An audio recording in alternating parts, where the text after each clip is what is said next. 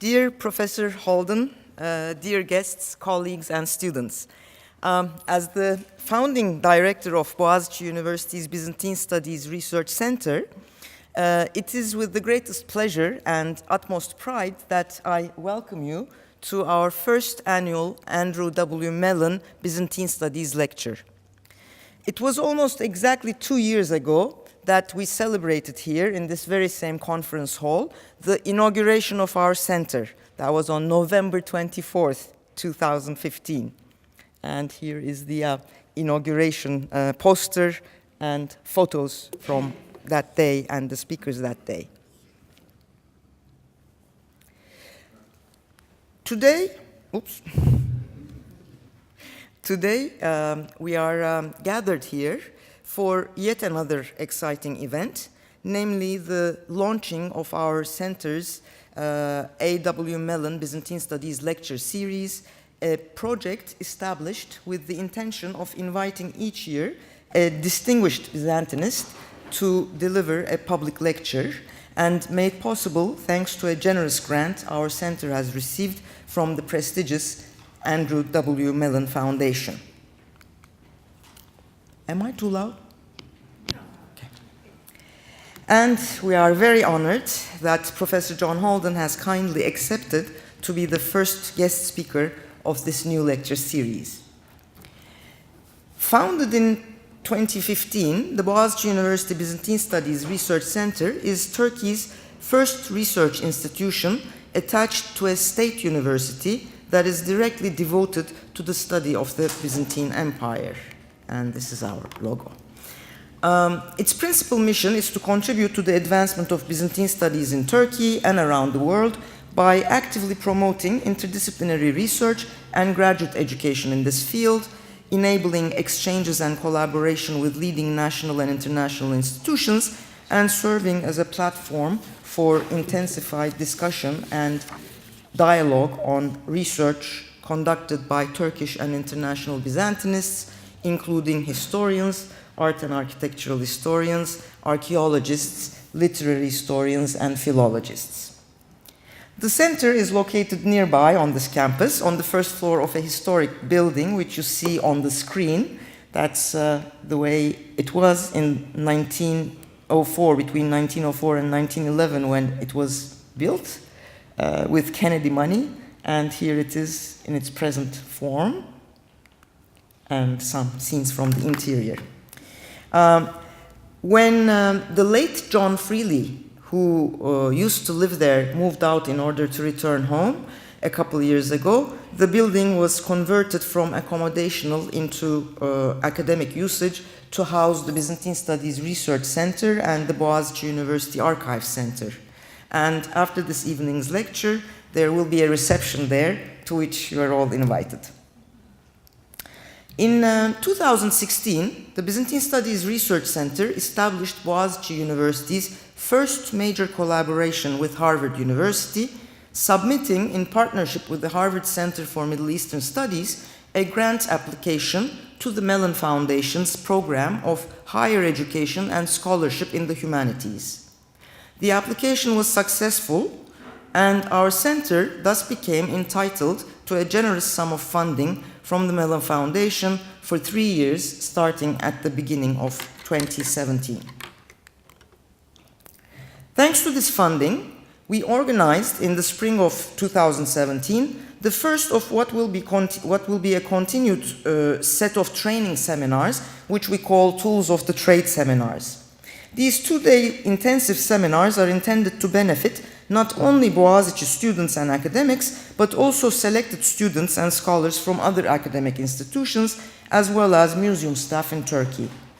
Our first such seminar, offered by Assistant Professor Tolga Uyar from Nevşehir University, was devoted to monumental wall painting tradition and techniques in the Byzantine Empire. It was attended by 26 participants from all around Turkey, whose travel and living expenses for the 2 days were covered by our center. The center's second major undertaking with funds from the Mellon Grant was the organization of Turkey's first Byzantine Greek summer school program last summer.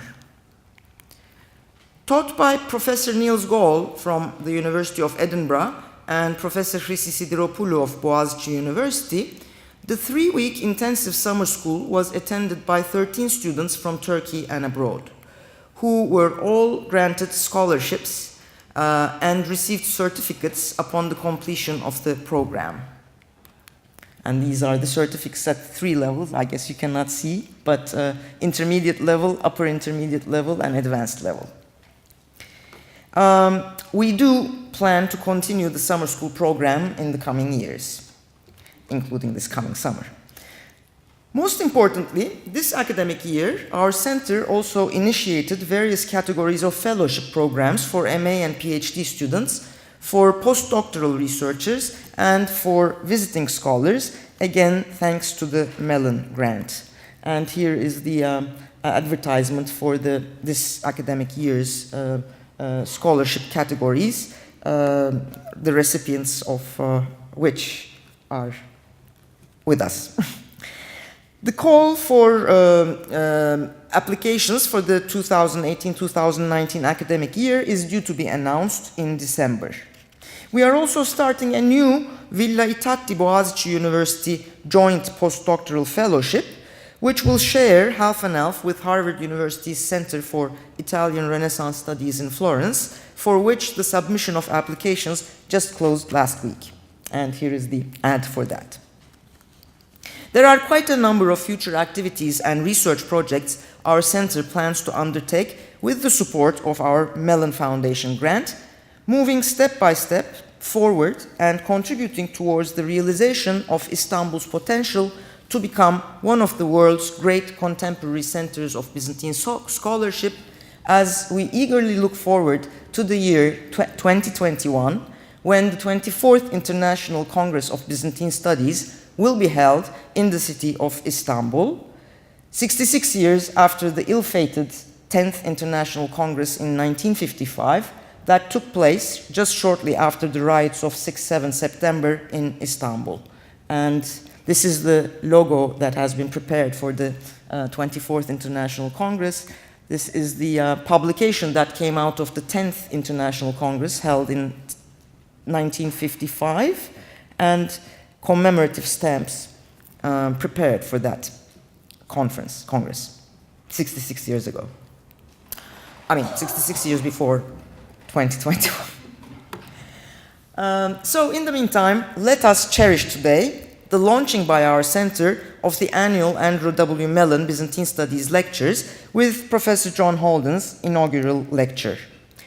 But before I introduce our distinguished speaker, I wish to express my sincere gratitude and thanks in her absence to our former rector, Professor Gülay Barbarosoğlu, without whose support and dedication neither the Byzantine Studies Research Center nor the Mellon Foundation grant would have been a reality. It was thanks to her endless efforts, great charm, and ability at impressing the Mellon Foundation's top administrators that our grant application stood a chance with them. Our center will forever remain indebted to Gülay Barbarosoğlu. And now it is my greatest honor to introduce John Haldon, Shelby Cullum Davis 30 Professor of European History, Professor of Byzantine History and Hellenic Studies, and Director of the Mosavar Rahmani Center for Iran and Persian Gulf Studies at Princeton University. Long series of titles which we couldn't fit into the poster, so. Before joining the Princeton faculty in 2005-2006, Professor Haldon taught at the University of Birmingham, where from 1995 onwards, he was the director of the Center for Byzantine, Ottoman, and Modern Greek Studies, and between 2000 and 2004, head of the School of Historical Studies. From 2007 till 2013, he was a senior fellow at the Dumbarton Oaks Center for Byzantine Studies in Washington, D.C., and he is currently president of the Association Internationale des Études Byzantines, and thus is working very closely with the Turkish Byzantinists in the preparation for the 24th International Congress, to which I referred just a little while ago. In addition to being a corresponding member of the Austrian Academy of Sciences, he is also a member of the Advisory Council of the Wissenschaftscampus Mainz and of the Advisory Council of the Haifa Center for Mediterranean Studies, as well as of several other projects in Europe and the United States.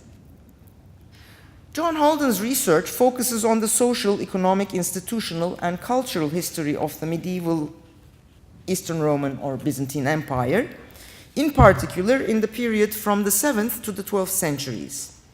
He also works on state systems and structures across the European and Islamic worlds from late ancient to early modern times, on the impact of environmental stress on societal resilience in pre-modern social systems, and on the production, distribution, and consumption of resources in the late ancient and medieval world. He is the author and co-author of more than 24 books, in addition to numerous articles. His most recent books are, from left to right, A Tale of Two Saints, The Martyrdom and Miracles of Saints Theodore, the Recruit and the General, published by Liverpool University Press in 2016.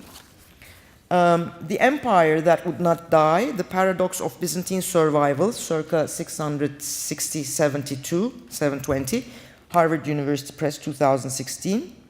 A Critical Commentary on the Tactica of Leo VI, published by Chicago University Press in 2013, and with Leslie Brubaker, Byzantium in the Iconoclast Era, circa 680 to 850, A History, published by Cambridge University Press in 2010. In Turkey, perhaps he's best known for his works on military history, on Byzantine warfare, while his Palgrave Atlas of Byzantine History, which was published in 2005, the original of which was published in 2005, has been translated into Turkish. In 2007, and now this is out of print, so a new edition just came out in 2017. And his other book, on the fall of Constantinople, co-authored with Nicole and Turnbull, published in 2007 from Osbury, has also been translated into Turkish. And here you see the original and a bad image of the Turkish translation. John Haldon is director of two long-term projects. First of all, the Princeton Climate Change and History Research Initiative, entitled A Comparative Approach to Climate, Environment and Society in Eurasia, towards understanding the impact of climate on complex societies, which is an interdisciplinary project that investigates the impact of climatic changes across the last 2 millennia on societies in the Eastern Mediterranean Basin and the Eastern Eurasian Steppe.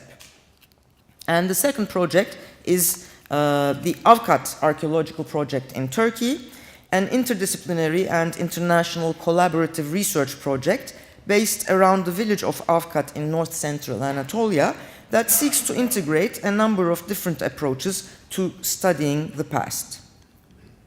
His lecture today combines all three of his recent interests: the cults of St Theodore, the Avkat Archaeological Project, and climate change in the framework of Byzantine Anatolia, and will show us, I believe, the causal relations among climate change, societies, and politics in the history of the Byzantine Empire. So, please, Professor Haldon.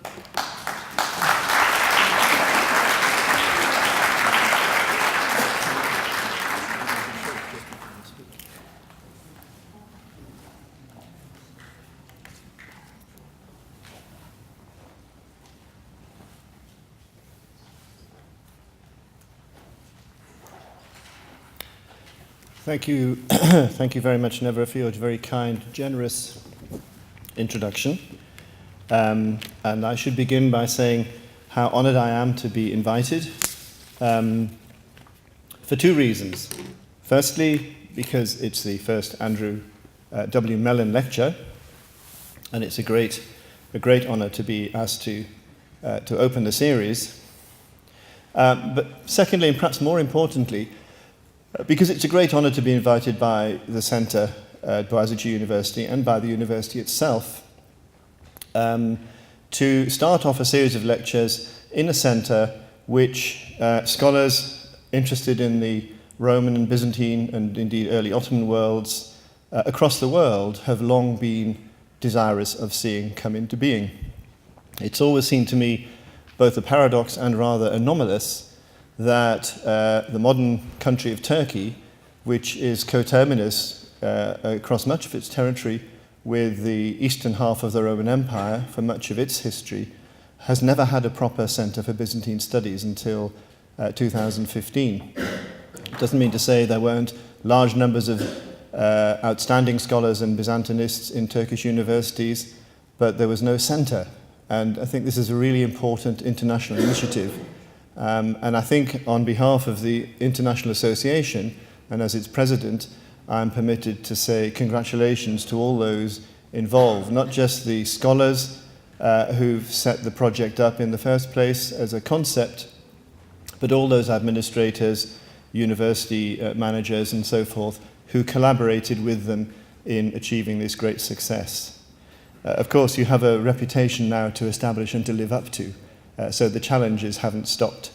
Those of you who have been involved in any sort of fundraising exercise in the course of your careers will know how much effort and time has to be devoted to writing applications and preparing the information to the bodies from whom you hope to receive some support. And so one should also give at least a token nod of appreciation to those who wrote the applications, who spent so much of their time and effort in preparing the background work. However, am I too loud or is it okay? Louder is better, all right. I'm not going to shout. I'm not going to say any more in praise of Boğaziçi University or of the Byzantinists here, because Nevra has already given us a very good introduction, a historical context. What I'm going to do is to give you some insights into one aspect of an ongoing project, the Princeton Climate Change and History Research Initiative, which is an attempt, as she explained, to bring together natural scientists, particularly climatologists and environmental historians and ecologists, with historians and anthropologists and social scientists more generally, both with a view to helping them understand each other's working principles and methods and promoting collaboration on the one hand, and on the other, with the aim in mind of tackling a number of particular problems which we see in our pre-modern societies, problems which we haven't been able fully to explain on the one hand, and on the other hand, the resolution to these problems can perhaps help us understand and plan for contemporary and future policy decisions, particularly with regard to how societies deal with environmental stress. So no one doubts that climate, environment and societal development are linked in causally complex ways. The problem, it seems to us, is in the actual mechanics of those linkages and in trying to determine the causal associations or in assigning these causal factors some order of priority. To do this, we need to ask questions such as, at what scale are the climatic and environmental events observed, and how does this relate to societal change, as indicated in other records such as historical texts and archaeology? To what extent are we able to differentiate within and between the structural dynamics of a society and its environmental constraints? And an equally important point to remember, particularly for historians, is that societies don't always respond in historical terms with the quote-unquote correct answers to their problems in our functional terms. And the reasons for their failure, if indeed failure it is, need to be located in a careful analysis of their own thought world, the logic of their culture. In a recent discussion of what the authors dubbed the late antique Little Ice Age, we seem to have a pretty clear a priori case for assuming that a dramatic period of cooling that can be dated reasonably precisely and that coincided with substantial societal change across a large part of Eurasia, had a causal impact. And on the screen you can see one slide from one of their illustrations where they basically put the climatic elements alongside or in parallel to a series of historical developments and suggested a causal relationship. They do say at the end of their paper that they are not positing any direct correlation, but as usual, as soon as the press got hold of this, they started producing things such as Attila the Hun caused by frosty winters, or fall of Byzantine Empire due to snow, or something of this sort.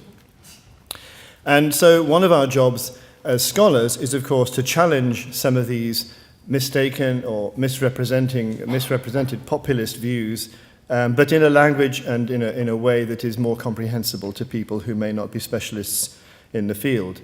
And so our project is partially aligned with those targets in mind as well.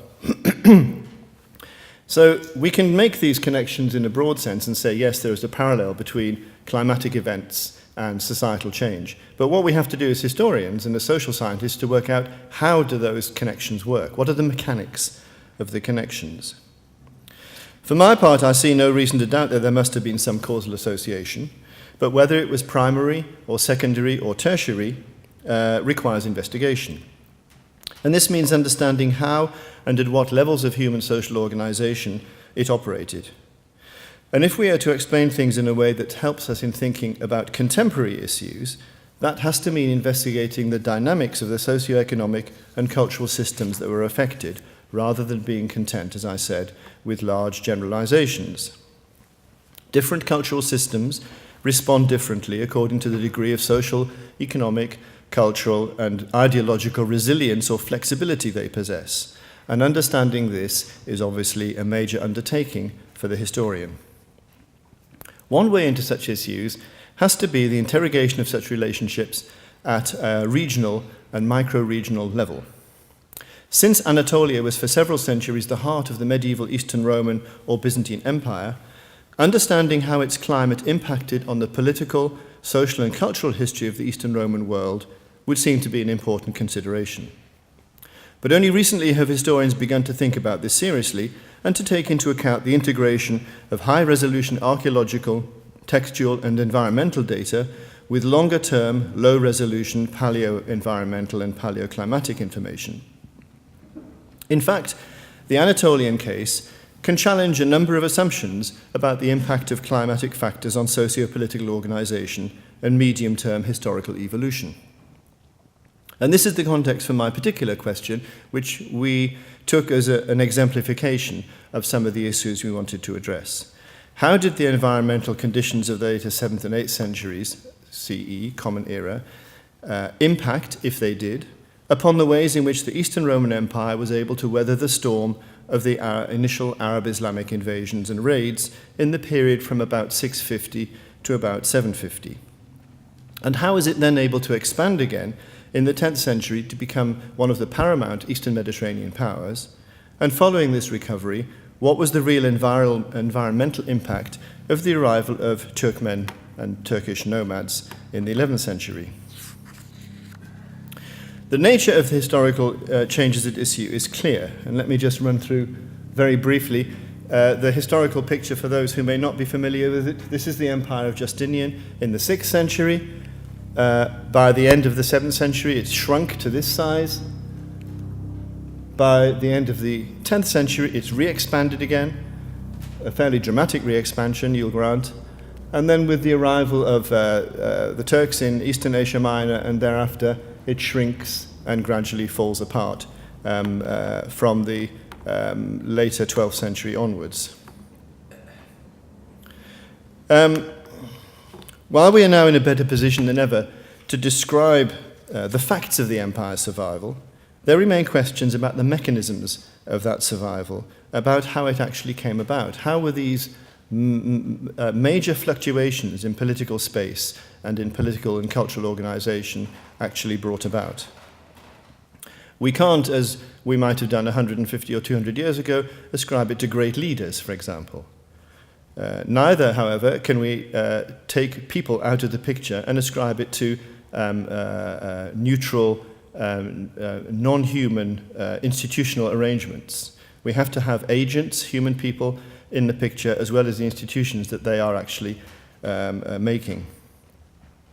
And so, in looking at our problems, we took 5 key areas which we wanted to interrogate.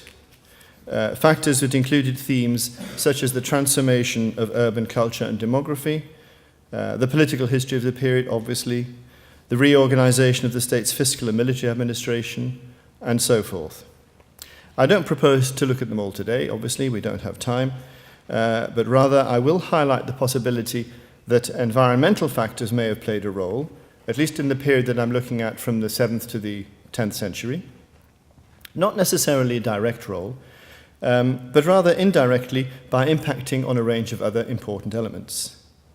So I'll begin with the broader context of Anatolia, before homing in on Euchaïta or Avkat, a small provincial town in northern central Anatolia and the home of the martyr Theodore the Recruit, Theodore Tyron.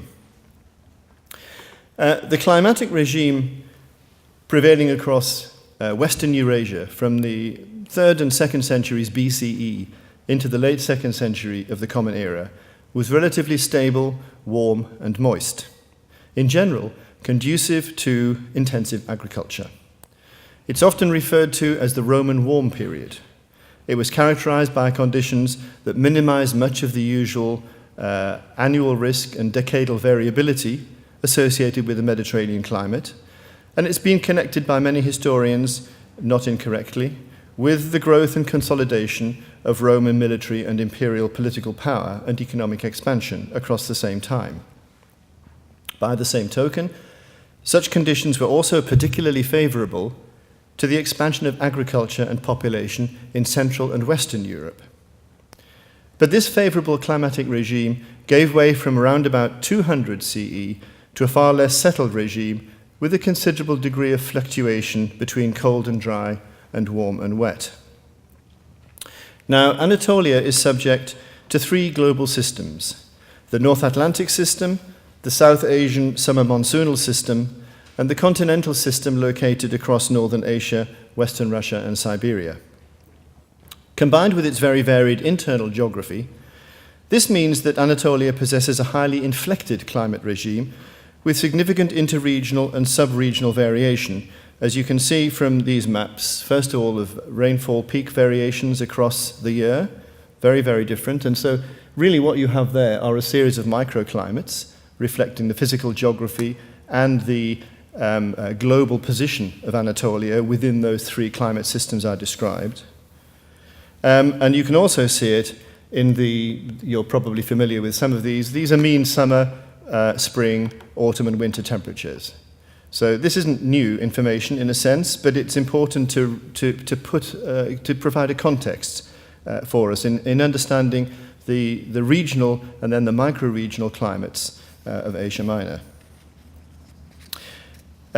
Although cooler in some areas than others, and while the chronology is in some cases certainly still rather imprecise, paleoclimatic data indicate fairly humid conditions across much of Anatolia during the 6th and up to the middle of the 8th century, stretching in some areas into the 9th century. These are, I won't try and explain the details, these basically represent the paleoclimatic data from carbonate mineralogy analyses and sedimentology from 2 lakes in Cappadocia, Lake Nargolu, and Tecegolu. And they basically give us information which have a plus or minus of 30 to 40 years attached to the chronological limits they offer about the nature of the climate in terms of humidity and temperature in the period in question.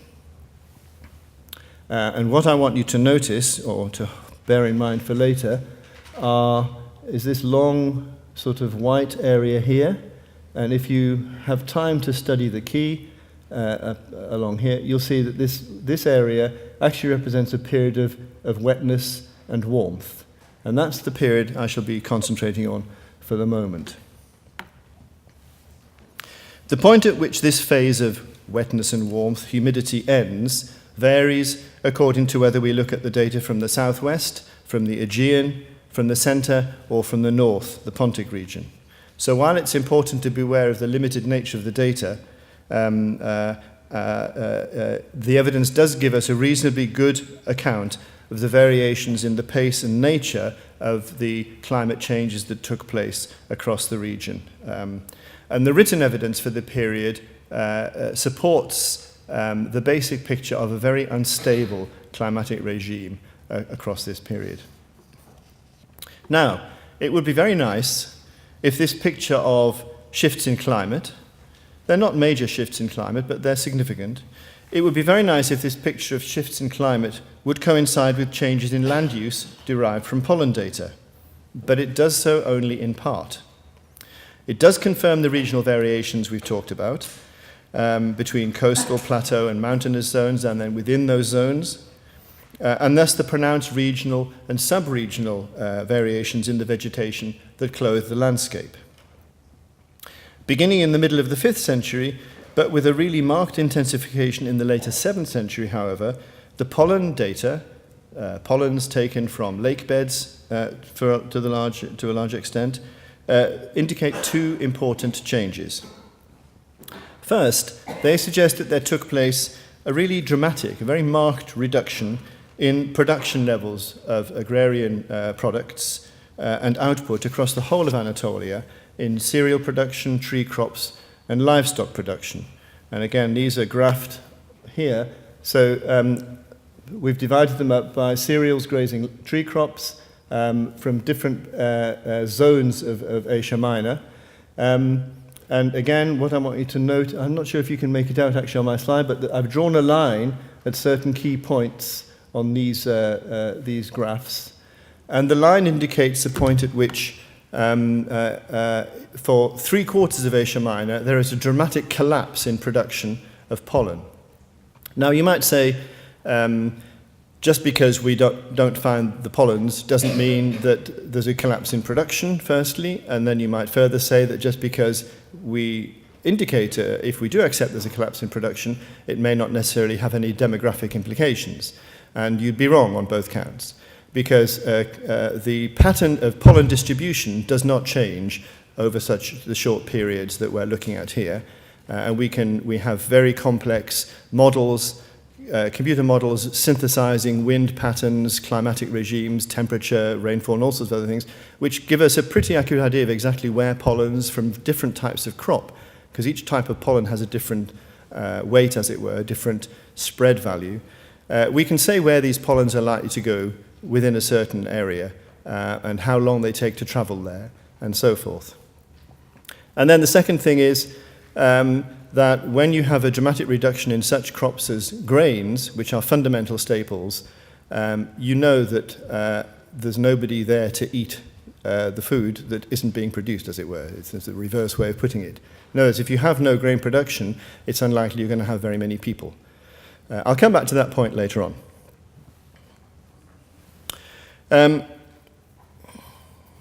So as I said, you can see these changes indicated in the graphs. Although I should say, to be fair, that these are based on a limited number of sites from which we've got the pollen. There are only about 14 sites across the whole of Asia Minor. Several of them, however, produce extremely accurate carbon-14 dated material, so we can actually provide some very exact chronological limits to the changes. The second point, however, is that the pollen evidence also shows that the established agrarian regimes receded to be gradually replaced at different rates according to area, either by natural vegetation or, more usually, by a different range or a more limited range of crops. Cereal production, and especially livestock raising, come to dominate. The cultivation of vines and olives recedes dramatically from many of those areas where it had formerly been prominent, and there is a considerable reduction in the presence of pollens from fruit trees of all types. And I've simplified that range here. The red typeface indicates sites, and there are the areas are color-coded across Anatolia. The red typeface indicates sites where the pollens indicate no change in the traditional agricultural production. In other words, if in an area you have vines and olives, then that carries on, as far as the pollens can tell us, right through the period I'm talking about, into the period of Seljuk occupation and on occasion beyond. The black type, however, indicates where you have a real change from a previous more Mediterranean pattern, perhaps, to a simplified regime, as I've marked up there, of grain and livestock production. So on the basis of these data, there seems to have evolved across much, but by no means all of Anatolia, a simplified agro-pastoral regime, as well as a reduced level of activity. The onset of this simplification in the pattern of agrarian exploitation does not fit neatly, as I already indicated, with changes in climate. In some areas, changes in what farmers grew may be paralleled by climatic shifts. In others, there is no such parallel. So the first lesson from this data is that we need to look for other reasons for why agrarian practices change. Now, there are many reasons why farmers might change what they produced, but three stand out. Firstly, environmental stress, making the pattern of cultivation untenable. Secondly, shifting market demand. And thirdly, pressure from a third party, a landlord, for example, an enemy, your government. We'll come to the first, the environmental stress possibilities, in a moment. We can't discount the second, shifting market demand. Indeed, the archaeological record shows very clearly that there is a very dramatic shifting market demand, certainly in coastal regions all around the Eastern Roman Empire, beginning in the middle of the 6th century and continuing well into the early 8th century. And this certainly reflects not only political conditions, but shifts in both the producing populations and what they were generating on the one hand, and in the market demand itself at the receiving end. And this evidence is based primarily on ceramics, which tell us a great deal, but there is other corroborative data from textual and archaeological evidence as well. In the third case, though, pressure from a third party, we can point to two important features of the later 7th century. First, in particular regions affected by Arab raiders and invasions, we can show both through textual evidence, but in one case quite spectacularly through the pollen data, that hostile action could have a devastating effect upon land use and agricultural production and populations. So by way of illustration, I look at the case of Lake Nar in Cappadocia. Lake Nar is about 20 kilometers southeast of ancient Nazianzus and 30 kilometers southwest of ancient Malakopia, modern Derinkuyu. Let me just put the slide up. There's a picture of the lake, and its location is in the bottom, and there's some statistics there about depth and size and so forth. This lake is today known as Naugolu. We have no idea what its pre-Turkish name might have been. It's located in the center of areas that were the subject of repeated Arab-Islamic attacks during the last 30 to 40 years of the 7th century. Now, the lake is about 26 meters deep at its deepest point, but very importantly for pollen analysis, its bottom waters are anoxic. In other words, they offer perfect conditions for the preservation and the annual deposition of pollens. Analysis of the pollen sequence from Nar provides a very high-resolution record of vegetation patterns in the surrounding district for about 1700 years from the present back to about 300 CE. And the reason it does that is because of the nature of the sedimentation.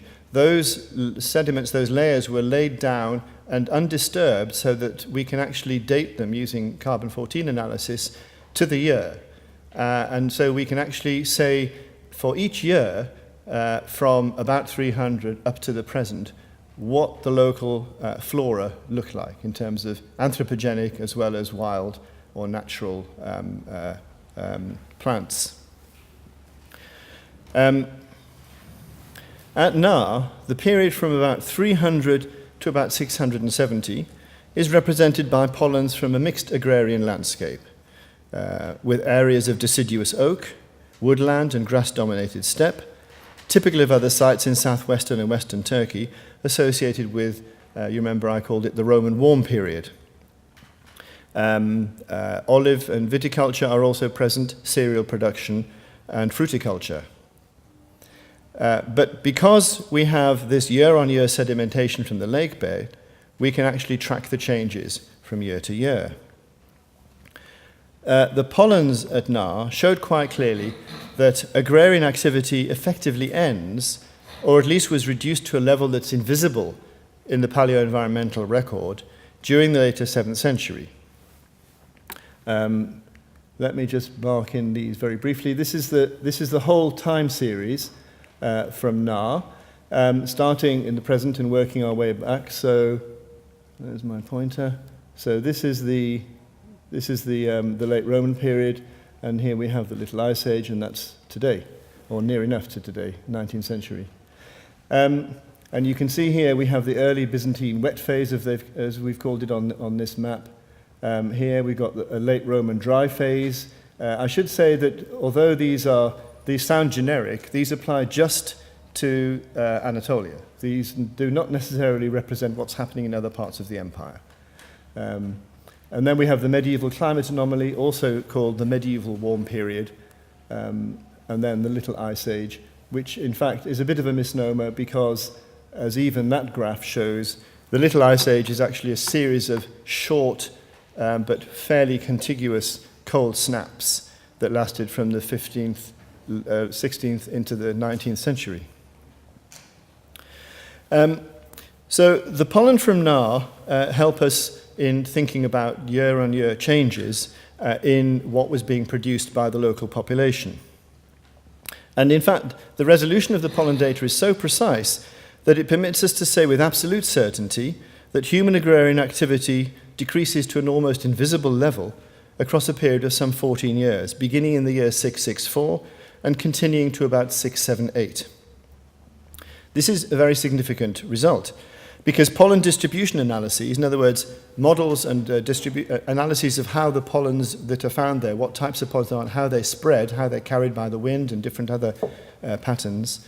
It's a significant result because these analyses suggest that the pollen, or most of the pollen deposited in the lake, was regional rather than local in origin. So although local land use changes in the immediate vicinity of the lake, which is about 5 square kilometers, probably affected the composition of the pollens, the record also reflects landscape change across much of Cappadocia, which is about 5,000 square kilometers.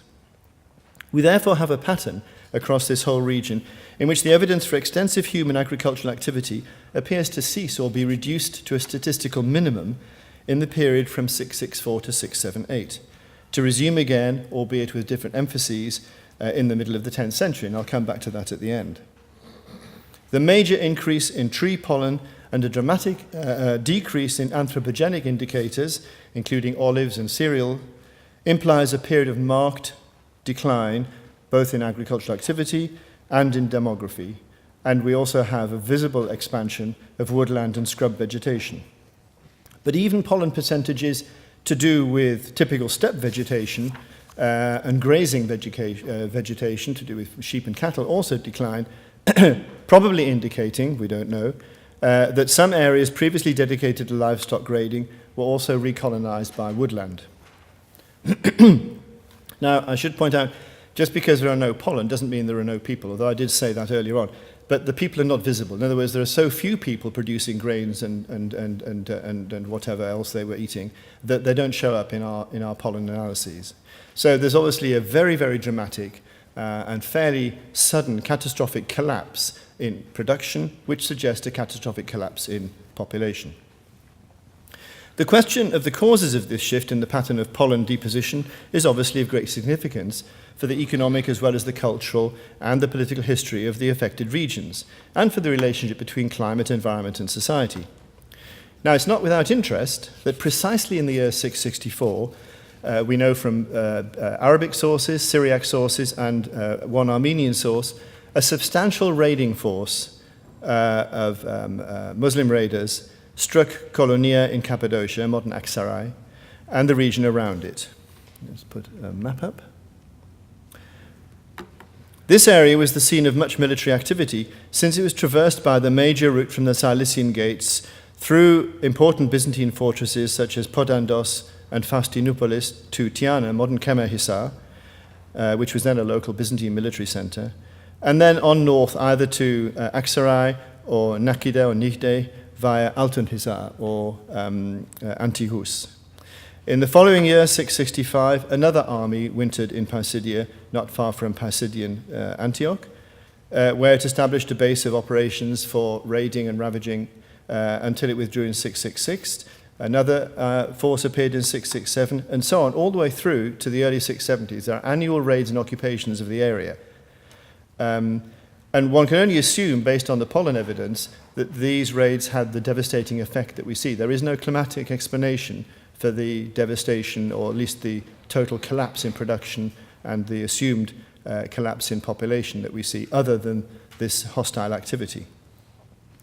And the devastation resulting from these raids and the constant despoliation of the countryside is evidenced also in the more limited archaeological and somewhat hyperbolic documentary evidence. But this is at least a context, this historical series of events is at least a context in which the Nagolu pollen analysis material can be understood. They show beyond any reasonable doubt that from exactly 664 until 678, the region around the lake, certainly encompassing Aksaray, suffered a massive retrenchment in terms of traditionally cultivated crops. Olive and vine culture cease or are seriously curtailed. Cereal production almost disappears entirely. There's no climatological explanation for this, as I've said. Indeed, the other evidence from the lake, the stable isotope, oxygen D18, and the carbonate mineralogy data from this highly resolved and annually laminated lake show no significant climate shift until the middle of the following century at the very earliest. So, as I've said, this dramatic change can only be explained, in my view, and the view of my colleagues and team, by these, let's call them political developments. So I'll come back to that later on indirectly, but that's one kind of pressure, one that in this instance really destroyed the local economy for over a century. I should also add that this is not a universal picture. This isn't like all of Anatolia. There are particular areas that were affected like this. Other areas were not affected hardly at all by the raids, and other areas were affected to some extent. And until we have a much more complete picture from both pollens and other data, we won't be able to draw a very accurate map. But at least we have an idea of one of the impacts that this military activity could have.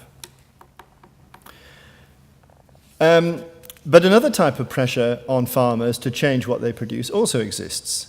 And this, in this case, I would argue, it's actually the imperial government at Constantinople. Because from the 660s, we can detect in our documentary sources some interesting changes in the technical language to do with the Byzantine tax system, indicating a fundamental restructuring of the basic fiscal machinery of the state, and focusing in particular on the supply and management of grain and livestock. Grain in particular. I'll come back to how that fits together in a moment, because there are two phenomena I need to explain before we get there in order to make sense of the picture.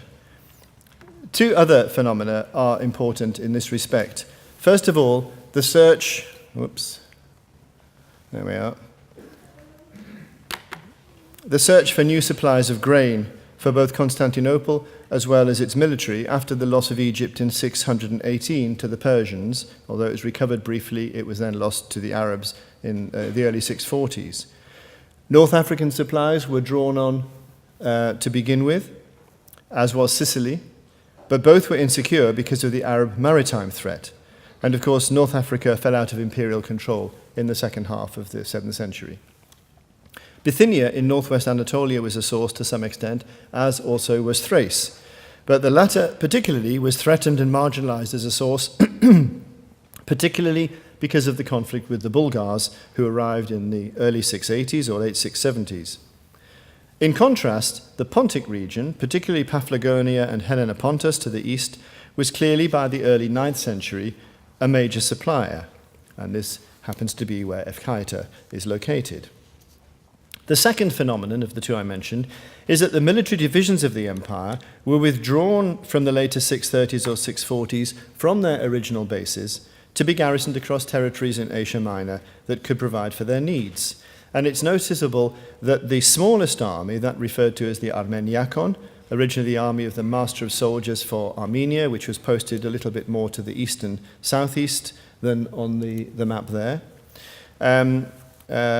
this occupied a very extensive region that was, however, as indeed it still is agriculturally in Turkey today, the least productive in comparison with those more productive districts occupied by larger forces in the centre and west. So together with the other documentary evidence for the way the government of Constantinople responded to the military and economic threat it faced, we're suggesting that what we are seeing here may be a state-directed shift in resource production through fiscal pressure, specifically towards the things an army needs, grain and livestock. We can find exactly parallel shifts in imperial fiscal policy in 5th century Italy, for example, partly attested in imperial legislation and partly in the archaeology of the South Italian countryside, in particular with regard to the construction of granaries. We don't have the archaeology for Asia Minor for granaries, which is unfortunate. It would be good if one day we have it. The 7th century changes in question can't be dated very exactly, but in most cases, the shift to a simpler grain and livestock intensive regime takes place in the later 7th and early 8th centuries. So the coincidence between this, with shifting fiscal administration, and with the transformation of the army, of the way the army was paid and supplied, which we also know was taking place, seems too hard to pass off as merely a coincidence.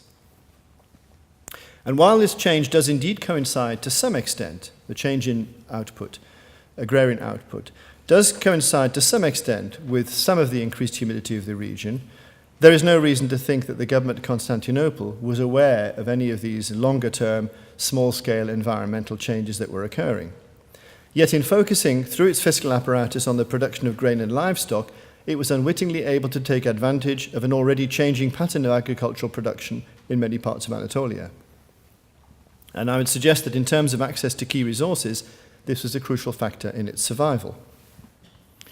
Thus, one key reason for suggesting the role of the state at this time is the fact that the shift in agrarian regime is partial and not general, because, as I said, in many areas affected by these environmental changes, there was no change at all in the pattern of agriculture. The implications of these changes for settlement and demography in Anatolia still need a lot more work, and this is where I want to touch on our site in north-central Turkey, ancient Euchaïta, where in contrast to a number of other Middle Byzantine centres, we believe we can demonstrate a continuity and in some cases a possible expansion of settlement in the area from the 7th to the 10th centuries, possibly connected with the changes I've just outlined. The site of ancient and medieval Euchaïta is the modern village of Beyazı, until the 1960s called Afkat, and located on the northern edge of the central Anatolian plateau. During the Roman period, we have no information about it. It was probably an obscure farmstead, part of an estate. But from the 4th century, when it is first mentioned in our documentary sources, it began to gain a reputation as the centre of the cult of St Theodore the Recruit, or the Tiro. Here you see him on the left. And on the right, incidentally, and I haven't got time to go into it now, is St Theodore the General. St Theodore the General is an invention of the late 9th century. There are several other Byzantine saints who, in their original form, are relatively humble soldiers. And then in the 9th century, 5 or 6 of them gain a big brother, a sort of promoted big brother, who is a general. And this appears to reflect the tastes and requirements of the new, growing Byzantine military landlord elite, whose base socioeconomically was, of course, in Anatolia. The city was walled in the 6th century and raised to the status of a bishopric by the Emperor Anastasius before 518, and you can see the evidence for that in this wonderful inscription. Those of you who want to practice your Greek epigraphy are welcome to have a go. But just in case, there's the translation and the text. This is the inscription edited by Mango and Shevchenko in the early 60s when they visited the area, which documents the raising in status of the town to a city and a bishopric. From the 7th century on, with the Arab Islamic conquest of the Eastern Roman provinces and the retreat of Roman, now Byzantine forces into Anatolia, Euchaïta became a military base behind the frontier, probably not a very important one. I originally thought it was quite a key centre, but looking at the evidence we have and also looking at the bigger picture, I think that's unlikely. And it remained a provincial centre, although without much military capacity after the later 9th century, until the time of the Seljuk, actually Danishmendid occupation in the later 11th century. And thereafter its importance dwindled. It was a small fortress below its acropolis. And we were able to follow its history both through the later Byzantine documentation and through Ottoman archives up into the Turkish Republican period, and with censuses to look at the pattern of population and indeed to reconstruct to some extent from the Ottoman and the modern or more recent data the pattern of agricultural activity there. And so we've got a fairly continuous history. It's rather thin in places from the 4th century right up until today. The results of the field survey that was undertaken between 2006 and 2011-12 have helped to identify some important aspects of the development of the town in late Roman and Byzantine times. So here you see, this is from the road running west-east. This is the road to Meçt-Özü, and then if you carry on that road, it turns slightly to the northeast and you end up in Amasya. And so we're looking north. The village, you can see the minaret of the mosque, and then you can see what we call the Kale Tepe there. Some of you in the audience have been there, I know. And so it's a rather misty day. But you can see roughly what the location is, and behind it is the Avkat Dağ, which is the sort of long spine of mountains, which are not inaccessible, but the roads through that to the other side are very, very narrow and easily controlled.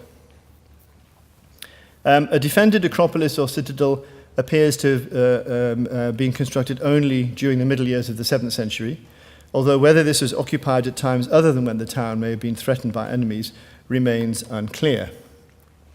And I've outlined in red, this is the village today. It's not very big.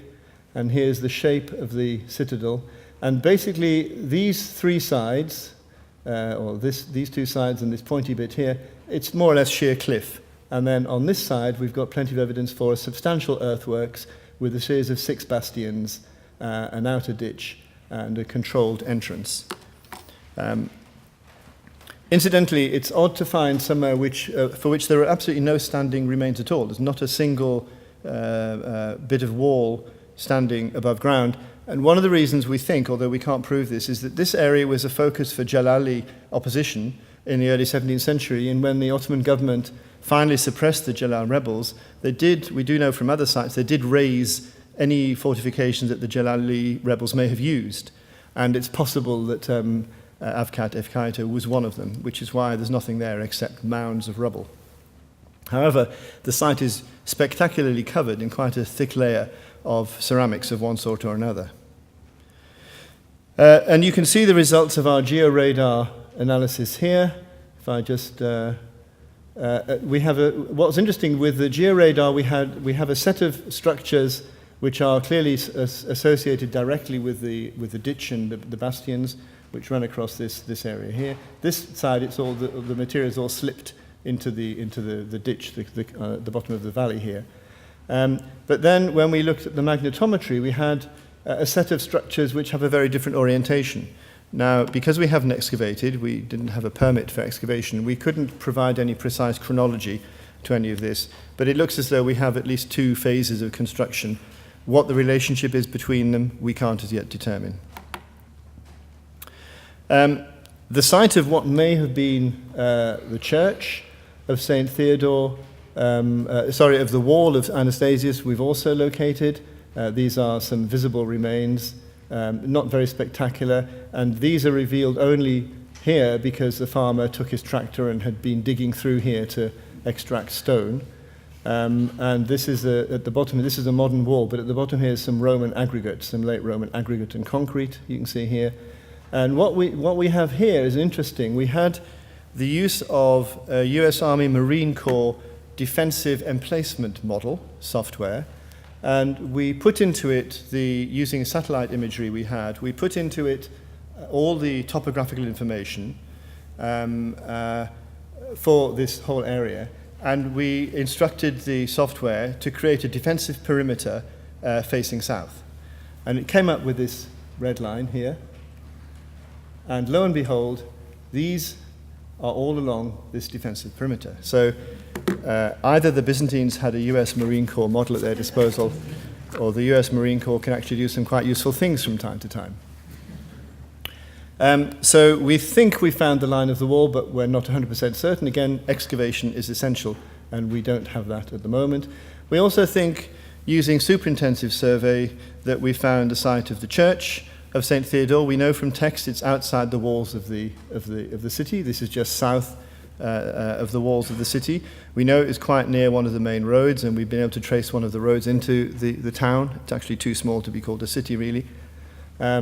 And superintensive survey, for those of you who are archaeologists who've deployed it, is a system whereby you get your team of mostly undergraduate students to crawl about a meter apart across a terrain, and they record everything with a clicker or a GPS, everything that they find, and we then analyze it on a computer afterwards, and it gives you a density and a pattern of fallen ceramic material, for the most part roof tiles. It was pioneered first of all in the Balkans by an archaeologist called Andrew Poulter, and it seemed to work quite well. So we tried to use it here with mediocre results on the whole, but they are indicative, because in this structure we also found some gold glass some tesserae, and we have about 25 pieces altogether. And clearly there was a fresco, or rather a mosaic of some importance there, which has since been dug up and destroyed, either deliberately or by ploughing activity. Local rumour has it that there was a mosaic floor, which included an image of a man on a horse killing a dragon. Now, St Theodore was indeed the first dragon slayer long before St George, but whether that's simply because, as with usual anthropological work, the people who the anthropologists are quizzing have read the books first and they know what answers to give. So we didn't really place much credence on that, but we do seem to have evidence for what's probably a basilical and therefore probably an ecclesiastical structure of some sort. The other evidence for that, there's lots of spolia, temple screen, temple on imposts, loads and loads of capital parts, quite a lot of epigraphic material, mostly grave markers for people from an ecclesiastic or monastic context.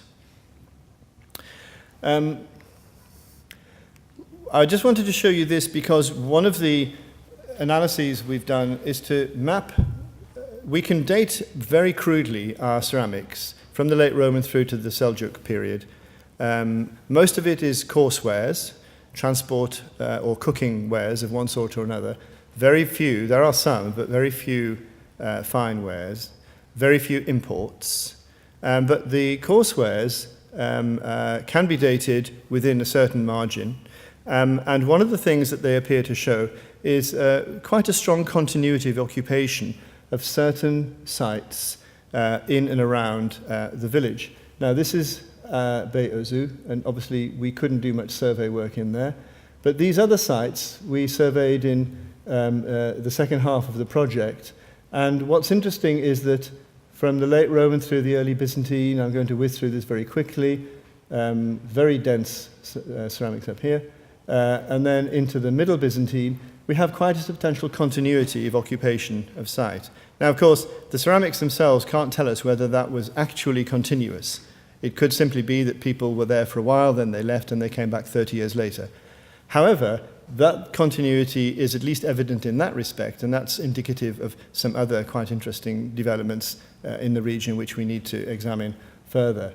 When we get to the Middle Turkish period, then we see quite a shift. Some of those sites disappear, and we have this new centre here, which is now today where there's a large ruined farm building.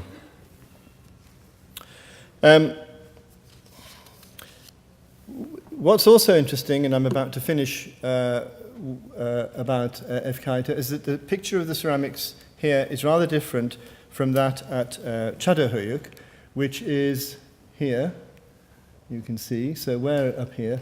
Çatalhöyük is not all that far away, which is a rural settlement of the Byzantine period. It begins in the late Roman period. It actually has a Hittite. Everything has a Hittite precursor. But it has a Hittite precursor. Then it has some Hellenistic structure. And then we have late Roman, and then through into the Middle Byzantine period. And then it appears to be more or less deserted, probably just after the arrival of the Seljuks. But what's interesting is that the ceramics here show the traditional pattern of ceramics across Asia Minor, with a low point in the 7th and 8th and 9th centuries, and then an increase as security and the economic situation experienced an upturn in the 10th and 11th centuries before the Seljuks arrived. Our ceramics show a different pattern. We actually have a more flourishing site until the 9th century, and that's when Euchaïta would lose its former military role and sink back into being just a provincial cult center. And Çatalhöyük is called Çatalhöyük because, as you can see, it is like a tent. The final point I want to make is that our pollen evidence from Nar shows us some interesting developments in the 10th century. And in particular, it shows us that in the period from about the 930s, 940s, we have not only a recovery of the local economy, but the production of crops which indicate large-scale ranching, some cereal production, but a lot of pastoral activity, large-scale ranching. And that would reflect also what we know from our written sources about the expansion of, I mentioned a few minutes earlier in connection with St Theodore the General, the expansion in the power and also the control over land and territory of this Middle Byzantine, let's call them an aristocracy, this magnate elite. So I've given you sort of three chunks of information there. They don't really fit together terribly well, but what I'm trying to do is to show how we can use what evidence we have from an archaeological survey in northern Anatolia to some extent at least to parallel the evidence we get from a wider survey of climatological and paleoenvironmental evidence, and put that in the context of the long-term development of the political formation, which we call the Eastern Roman or Byzantine Empire, with some success to try to explain or to try to provide other mechanics, if you like, or some of the mechanics of the survival of the empire from the 7th into the 8th century, and then for the dramatic shift in its political and economic fortunes in the 10th century. And what's interesting is that climate is not the major causal element in the 7th, but it's a crucial part of the causal relationships, whereas in the 10th century, climate plays, it seems to me, a much more direct role, because it's something that helps this magnate elite recolonize areas that had been pretty much abandoned until then. So I better stop, because you're all feeling tired and thirsty. Thank you very much.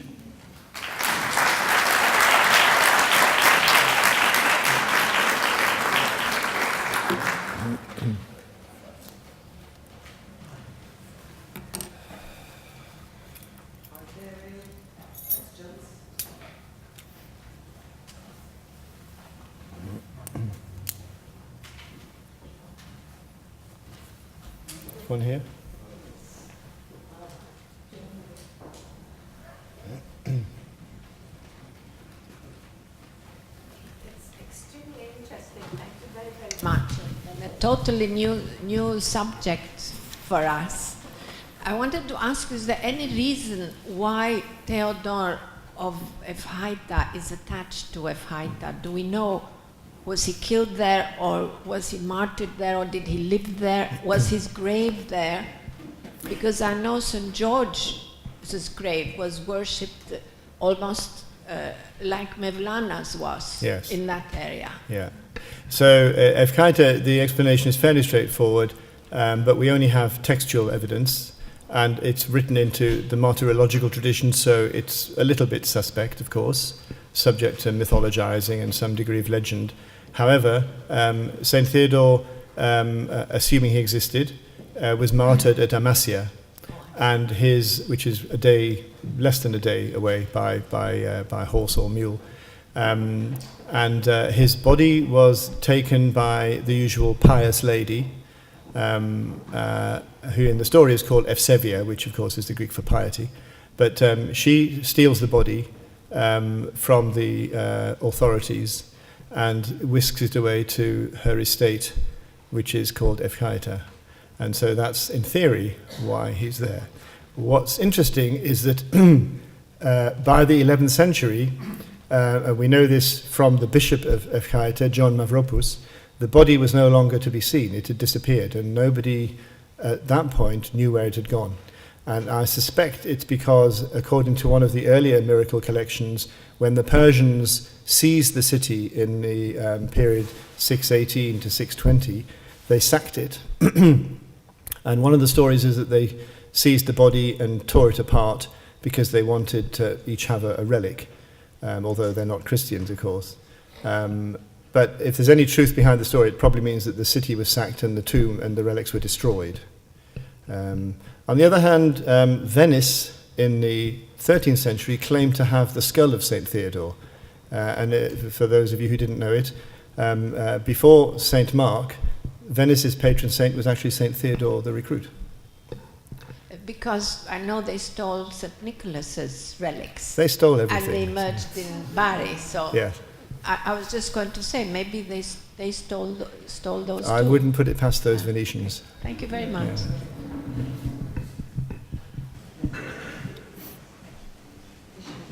Thank you, John. Thanks so much. It helped me a lot understanding the 2014 article much better.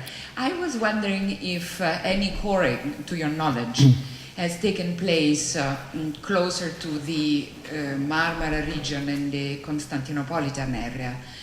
And I was wondering if, with the coring data you have, since you have a list of sites which are presently the object of archaeological excavations, if you have any cross-referencing with archaeobotanical data from those excavations to corroborate what you're saying.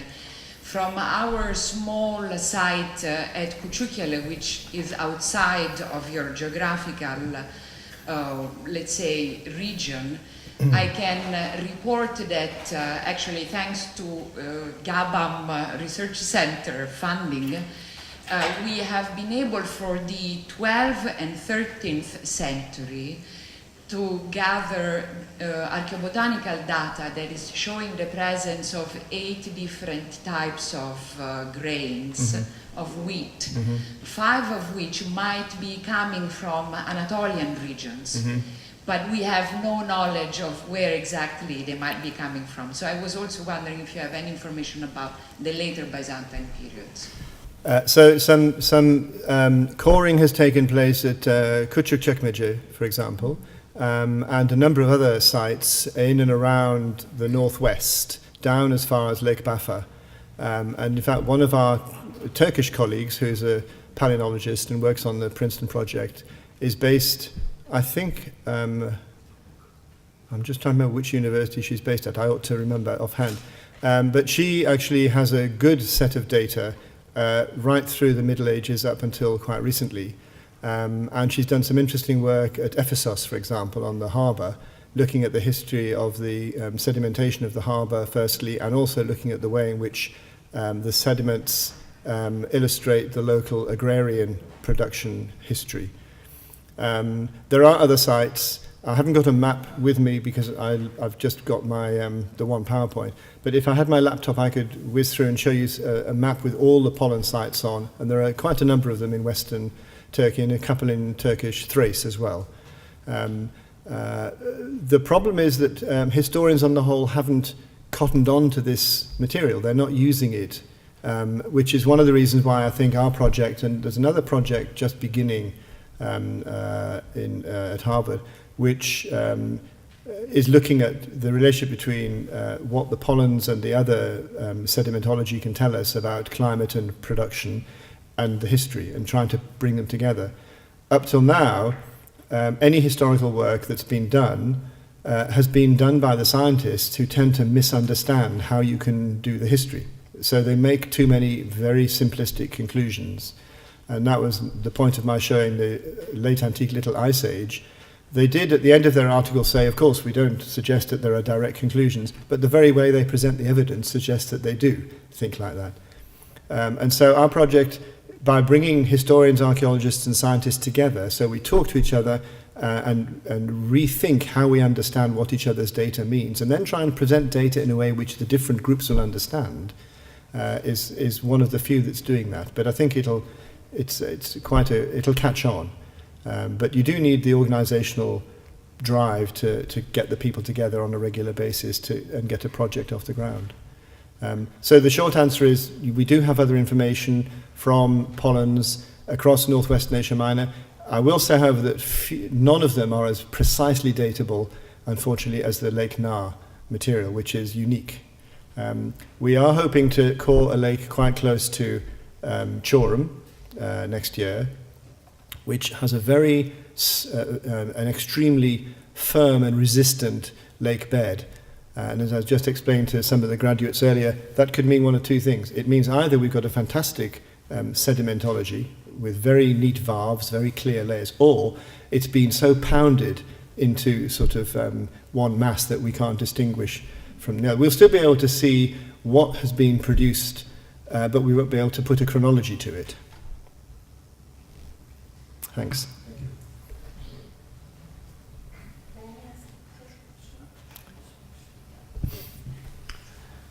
Thank you. I am intrigued that you did not mention the Justinian plague. It seems to me the Justinian plague can be linked to your story in a number of ways. The climate change may have been associated with the plague, and also a good deal of the evidence you presented may have been due to the decline, the serious decline in population, just about the same time, from the 6th through the 8th century. No, that's a good point. I didn't mention the Justinianic plague, partly because it's on the second slide. It's one of the factors that the late antique Little Ice Age argument brings in arguing that the two major global volcanic events in the 530s, and they generate a dust veil, and that combined with certain other climate changes actually was one of the factors that promoted the generation of bubonic plague and its spread. So that is part of the picture, and it's definitely the case that in certainly Western Asia Minor, the collapse in production through that the pollen shows happens in the middle of the 6th century, not in the 7th. In the other areas, it tends to be more gradual. There are a couple of areas where it happens clearly in the middle of the 7th, but in most of Asia Minor, certainly for olive culture and for viticulture, it seems to break down in the 6th century.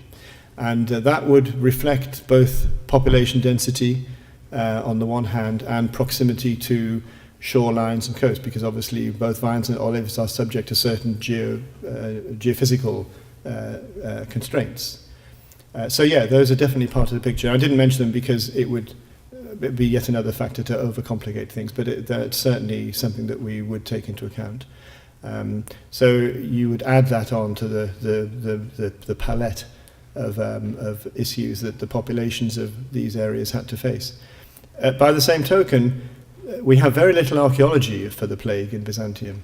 There is some, but compared with the Black Death in the 14th century, we've got very, very little archaeology. And even more surprisingly, one of the supposed routes of the travelling of the plague from either Africa or the Far East through the Arabian Peninsula is supposedly up the west coast of the peninsula into the Red Sea, and then, in the early Islamic tradition, pre-Islamic poetry, there is no reference to the Justinianic plague at all. And so some scholars, including Patricia Kroner and one or two others, are doubting that the plague had any impact on the Arabian Peninsula whatsoever. It simply bypassed it. Peninsula, did you say? Arabian. Arabian. the Hijaz and Yemen. So again, we need more archaeology, we need more grave archaeology. It would be foolish of me to claim that I can give you an absolute answer to all the questions. This is still pretty, I would say, hypothetical. Some of my colleagues say it's tendentious. But one has to hypothesize to get anywhere. And so, I mean, if we produce a hypothesis and it's proved to be wrong, well, we've moved forward one step. And that's important. But if I may just add that the hypothesis that the Justinian plague did not have an impact on the Arabian Peninsula is something that may precisely explain what the Arabian expansion was out of the peninsula was so successful. And the weaknesses of that, the impact of the plague on Byzantine population, military and the fiscal conditions can also help explain why the Arabian expansion was so successful. It's certainly, that's generally agreed that that was a factor. I mean, nobody doubts that. We can't quantify it, but there's no reason to doubt that it was an important factor, yeah, for sure. I would like to ask something about the 10th century.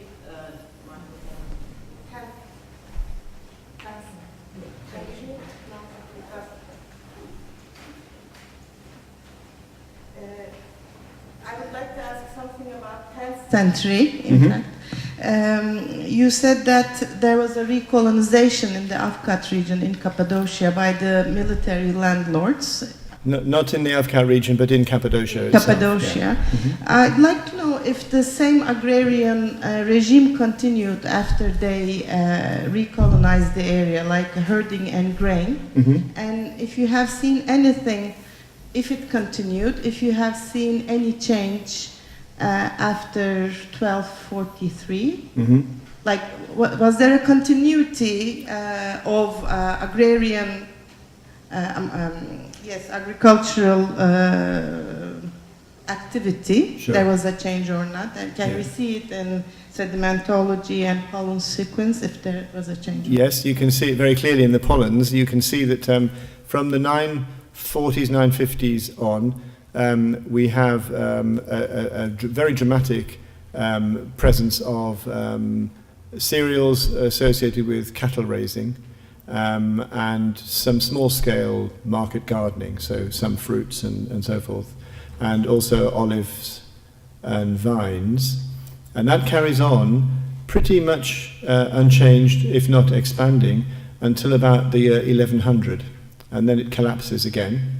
And it's replaced by scrub and woody vegetation, suggesting again a demographic collapse. And then by about 1250, for various reasons which I won't go into now, the dating gets a little bit problematic because the sediments were disturbed at this point.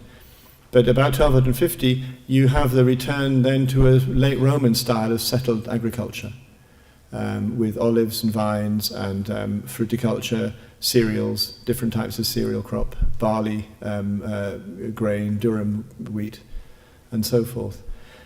So it suggests, if one were, nobody's really done much work on this, we've suggested in two things that we've written that the breakdown about 1100 is a result of Turkmen activities, raiding and so forth, and that the settled establishment of the Sultanate of Konya and the Rums Sultanate basically up until the period just before the Ottomans explains the more settled and stable conditions that allowed the revival of local economy. And then through the Ottoman period you get the introduction of flax and a number of new products that hadn't been seen in Anatolia before.